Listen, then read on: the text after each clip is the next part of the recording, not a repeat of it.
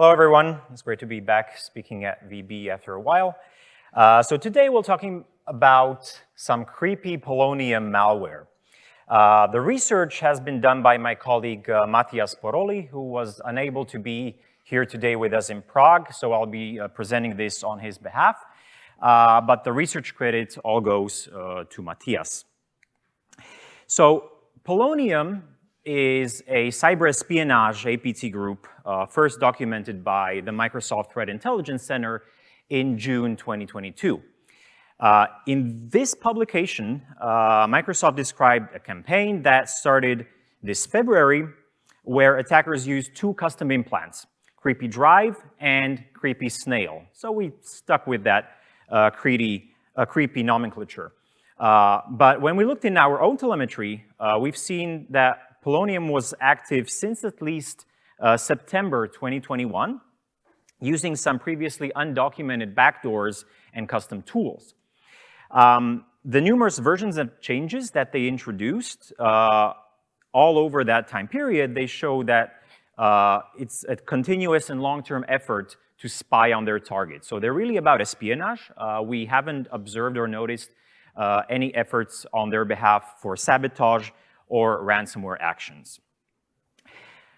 So also according to our telemetry, Polonium has targeted more than a dozen organizations in Israel in the verticals of engineering, information technology, law, communication, branding and marketing, media, insurance, and social services.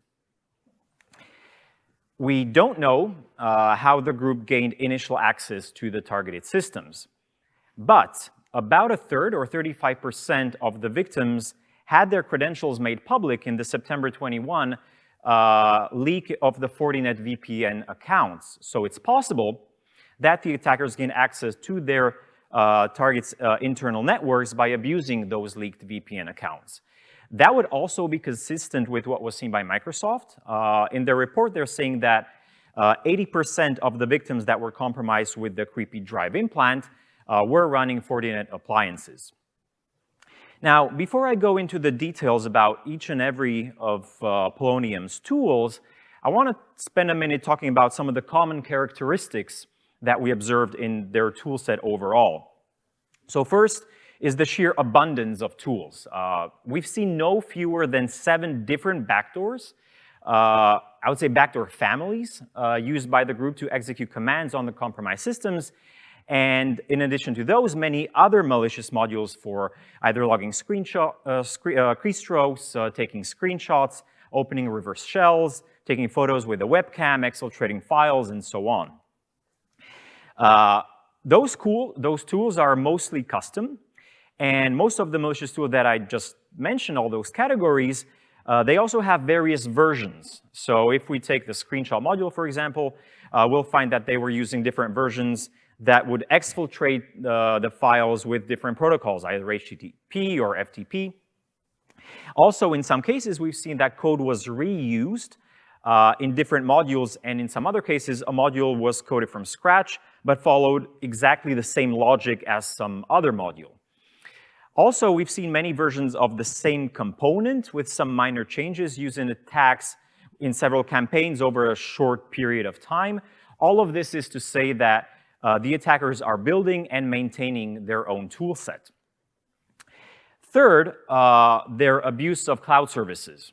So Polonium has been abusing Dropbox and OneDrive cloud storage services, and recently we also discovered that they were abusing Mega for their CNC communications. And the last overall characteristic that I want to highlight is the use of really small components. Most of the group's malicious modules are small and have a really limited functionality.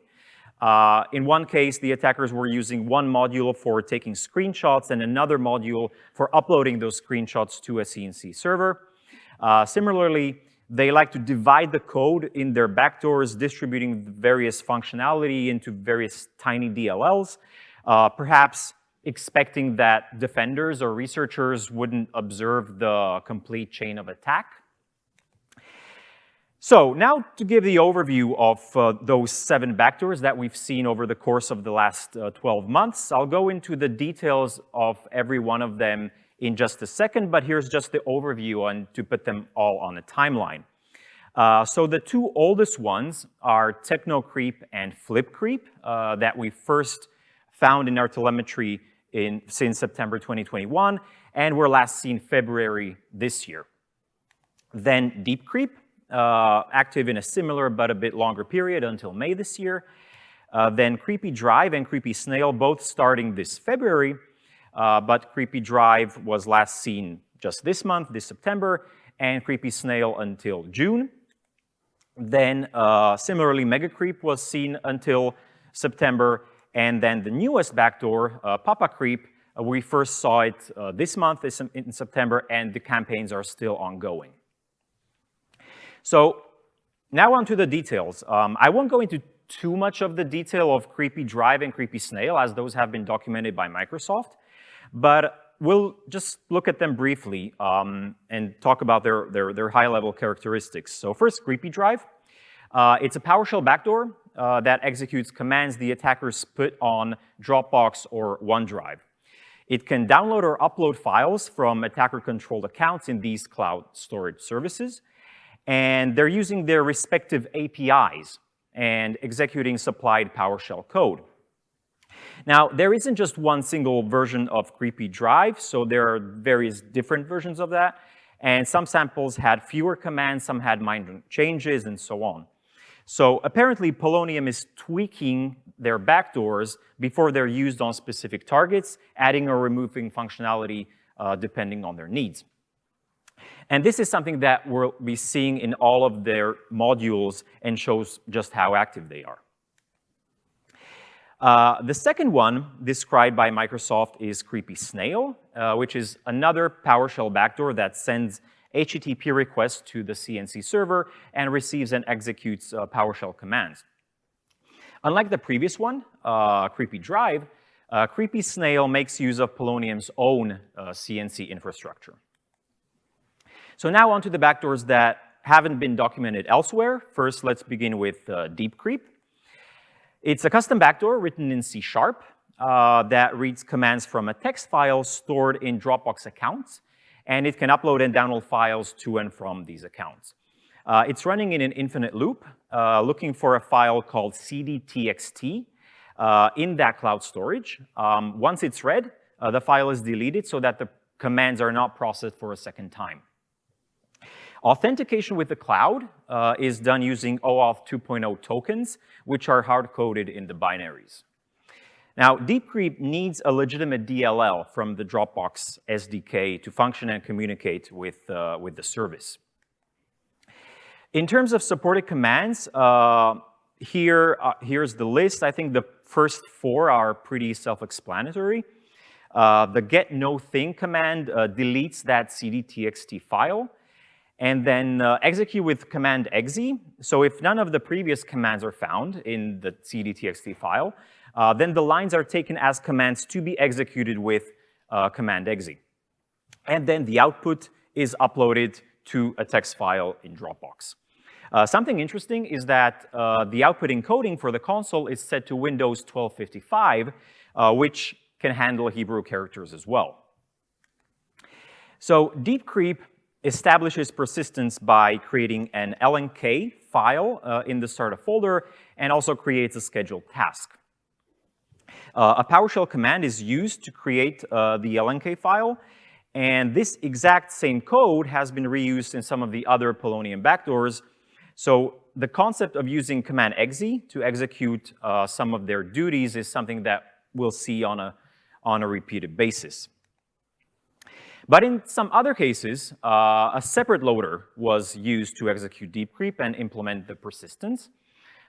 In these cases, DeepCreep was executed with install-util, the legitimate tool from the .NET framework. On the slide, you can see part of the code of that loader, and notice that the backdoor is installed with the /u, the uninstall option of install-util exe, because the malicious code is provided in the uninstallation routine. Perhaps it's an effort to mislead malware analysts.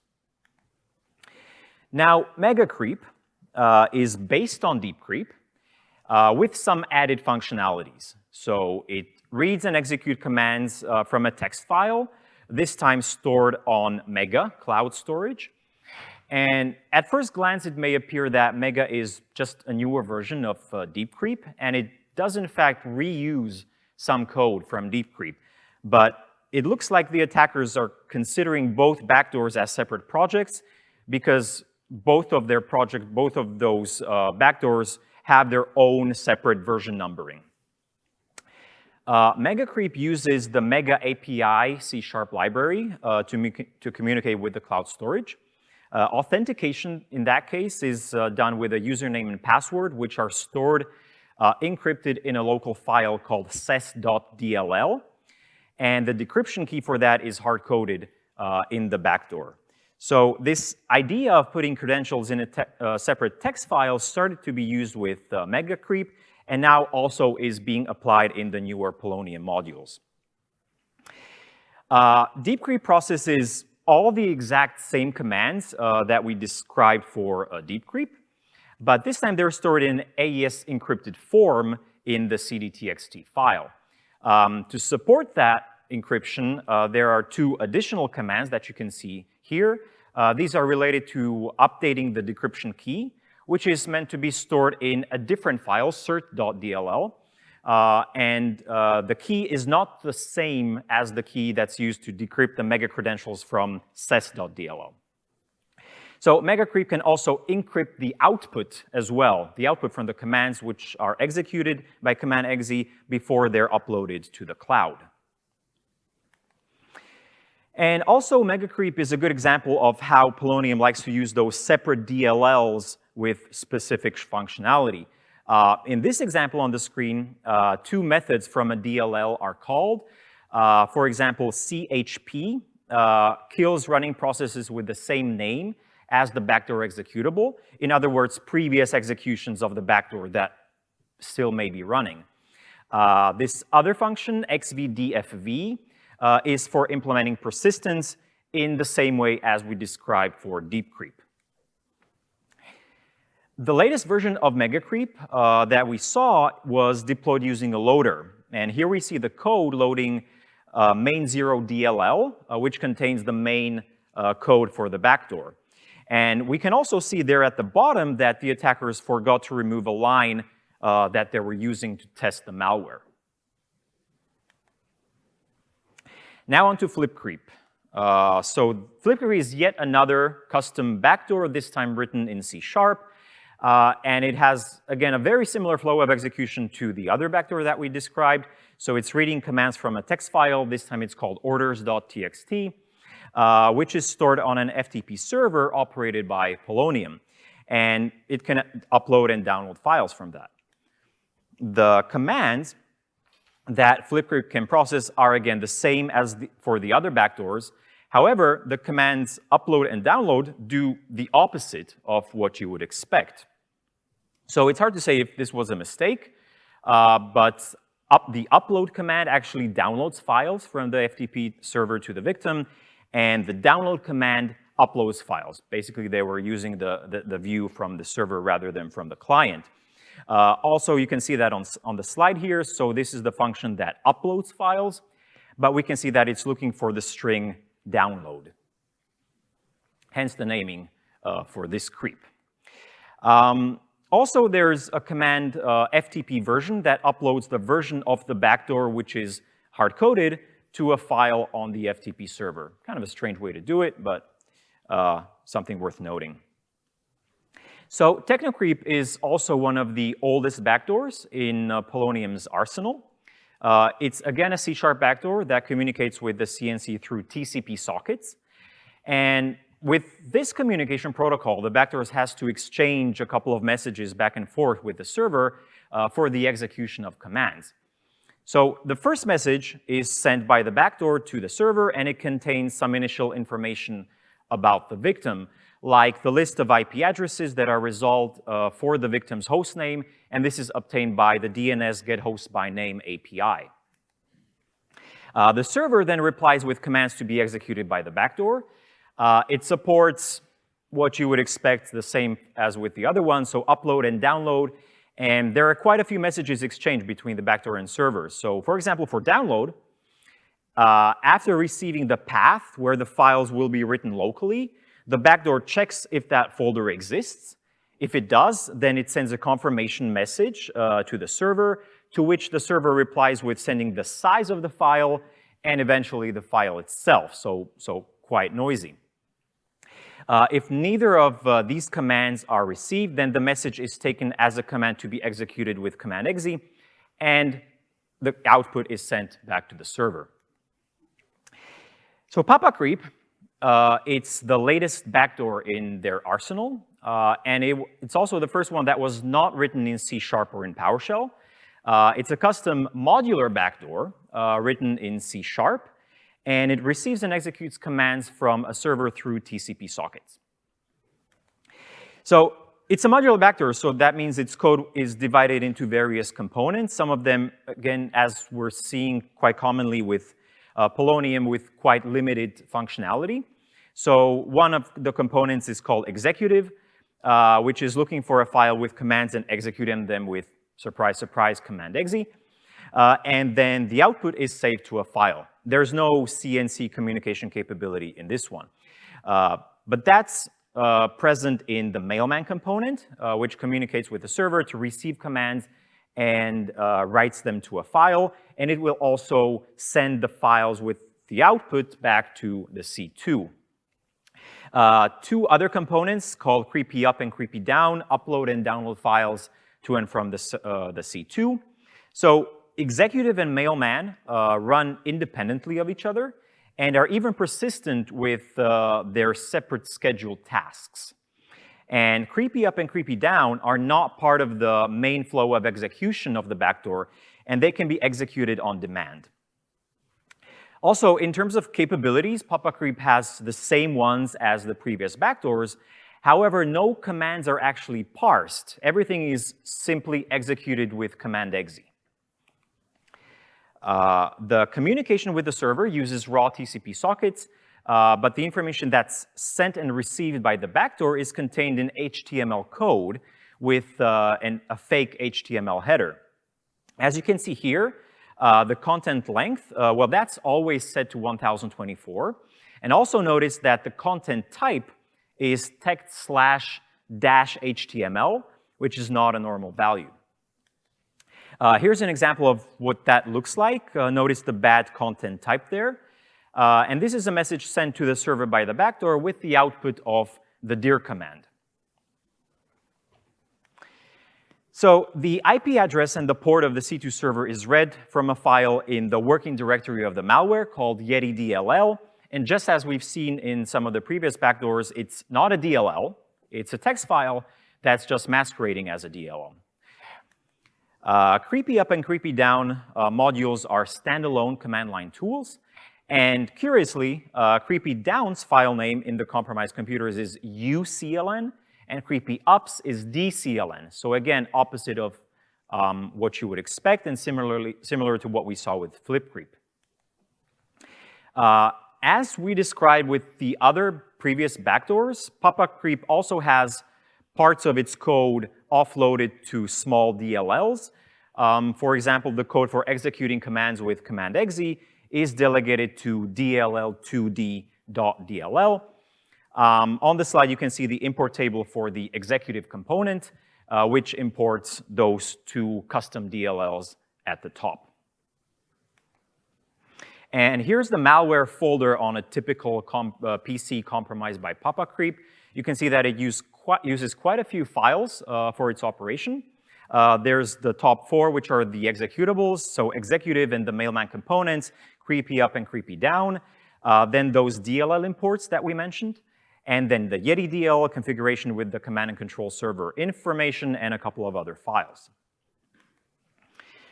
So, as I mentioned in the introduction, Polonium, aside from their backdoors, are also using several other modules to spy on the victims. And we've clustered them according to their functionality, and there were several versions in each of these categories. But I'll pick just a couple of representative examples. Also, these modules quite often have similar features and traits that we describe for the backdoors, like persistence through scheduled tasks, killing processes with the same name as itself, and so on. So, screenshots. In one of the variants that we've seen, it was taking screenshots in an infinite loop and then writing the image files to a temporary folder. And when the number of the screenshots taken reaches a hard-coded value, the folder with the pictures is compressed in a zip archive and sent with a post request to an exfiltration server.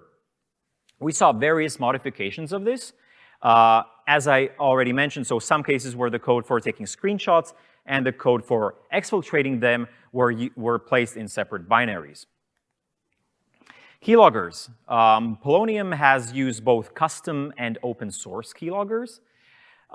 In one of their custom keyloggers, they were doing it by monitoring keyboard input by hooking the set Windows hookx function. And aside from keystrokes, also clipboard contents were logged to a key file. But other things like Windows titles or dates and times, something that you typically see in other keyloggers, were not logged in this one.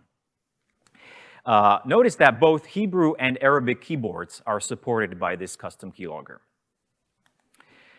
We also saw that the group was using this open source C# keylogger, and for this one, it didn't handle Arabic or Hebrew input. So we saw this one case where attackers used a simple module to take a snapshot from the webcam and save it to the temp folder. On the slide, you can see the code that's saving the frame from the video feed as an image. And the module was also hiding in plain sight, installed in program files /default company name /device1/device.exe. And Polonium has used a reverse shell module that communicates with a remote server using TCP. So it works by starting command exe in a new process and redirects its input and output to a TCP socket. And then the inputs received from the server are passed to the shell as commands to execute. And we mentioned that some modules separate the tasks of collecting information, like the screenshots and keystroke logs, and exfiltrating that information. So in those cases, the exfiltration modules are really trivial. They would just take the compressed archives from one folder and send them to a remote server using either HTTP or FTP. On the slide here, you can see the code for one exfiltration module that's using 10 threads to send files to a remote server. Notice how the attackers named the method for uploading the files, Let's Fun. So to conclude our Polonium modules overview, we saw them using p-link, which is putty link, to create a tunnel from a compromised system to a remote server. And on this slide, you can see part of the code of the custom module that executes p-link in the command line, and here's that command line decoded. Now, a quick look at Polonium's network infrastructure. So this really is just an overview to give you an idea. No need to take pictures because we'll be releasing a blog post with the IOCs soon. So Polonium didn't use domain names in any of the samples that we analyzed, only IP addresses.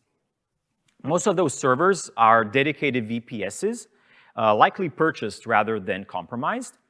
The table shows all the IP addresses that we've seen. As for the OneDrive, Dropbox, and Mega accounts that were abused, we reported those to the relevant vendors. So, wrapping up, Polonium is, as you've seen, a very active threat actor with a vast arsenal of tools and is constantly modifying them and developing new ones. I mean, 7 different custom backdoors in a relatively short time period is a lot. And we were able to successfully track their activity, and hopefully this overview of all these modules and all the TTPs that we've identified can help you to track their activity as well. Now, the intelligence and the public reports of them are really scarce and limited. And as to the question, who's behind it? Well, Microsoft assessed in their report that Polonium is a group based in Lebanon whose activities may be coordinated with other actors affiliated with Iran's Ministry of Intelligence and Security, so MOIS. But we can't confirm that based on the activity that we observed. What we did observe is that one specific target of Polonium was also targeted by APT35, or Charming Kitten, some months before. Now, this could just be a coincidence, or it could be an indication of possible cooperation or links between these groups. And that's all we have for today. So thank you for listening. If there was something that was not fully understood, I'm happy to clarify that. And for more in-depth question, I would divert those to the research author, Matias. And here's our contact information in case you need to contact me or him. And thanks for listening.